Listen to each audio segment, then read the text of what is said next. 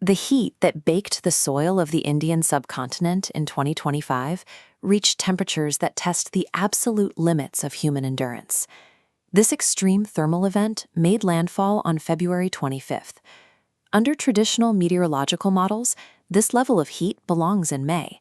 This specific event arrived 72 days ahead of the historical schedule. Rather than a statistical outlier, the February strike represents the endpoint of a 25-year structural collapse in the region's climate. For generations, forecasting extreme heat in India followed a strict set of rules. Severe, life-threatening temperatures were historically a late spring phenomenon, safely contained within the month of May. This was the standard rhythm, a brief, brutal waiting period of dry heat, inevitably broken by the arrival of the summer monsoon. To understand why that cycle is failing, we compiled 25 years of temperature and rainfall data, tracking daily records from 2001 through 2025. What emerges from this dataset is a clear trend. Historical averages are actively masking a compound thermal crisis that has been developing for 2 decades. We have to analyze the last 25 years to determine if pre-2010 meteorological baselines are still viable for survival or forecasting. If we plot heatwave onset dates chronologically, we trace how the calendar broke. From 2001 to 2010, the vast majority of these events cluster predictably on the far right of the timeline, in May. Through 2020, the visual weight of the data migrates leftward. Heatwaves routinely begin appearing in April. In the final 5 years of the dataset, the May baseline fails entirely. Extreme heat events push deep into February and March. By translating these raw chronological occurrences into a continuous probability model, we can observe the statistical trajectory of this shift. This chart shows the probability distribution of heatwave onset dates. The peak of the red curve skews heavily toward the left side of the temporal axis, indicating that early spring strikes are now the statistical expectation. In the last 5 years, the average onset date moved to April 7th. That is a full 5 weeks earlier than the 2001 baseline. The old calendar heuristic is broken. Severe thermal risk now spans the entire pre-monsoon quarter. The calendar shift only explains the timing. To understand the lethality of these new heat waves, we must examine the internal mechanics of the temperature data.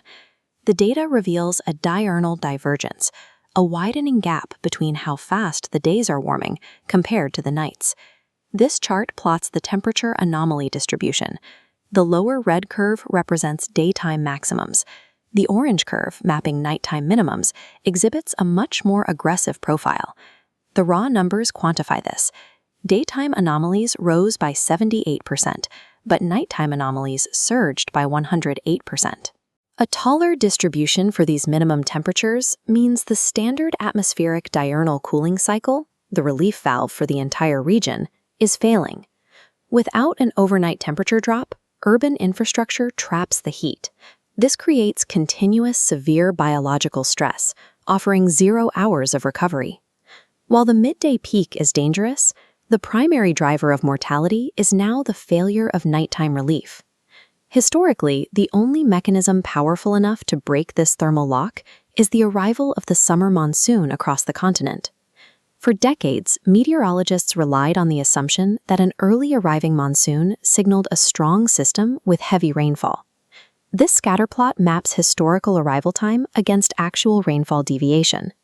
The bottom left quadrant shows monsoons arriving days ahead of schedule, yet resulting in severe deficits.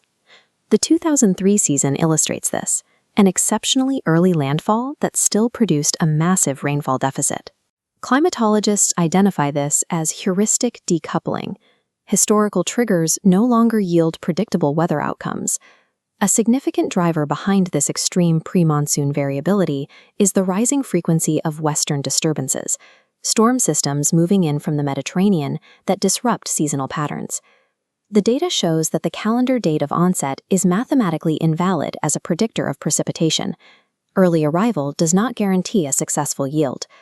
When isolated, each of these variables is alarming, but the modern Indian climate regime operates as a continuous compound extreme event. The timeline of extreme heat is shifting into the spring months. At the same time, the thermal floor for nighttime temperatures is rising. When we layer in erratic pre-monsoon precipitation, the entire atmospheric system destabilizes. These three factors multiply each other.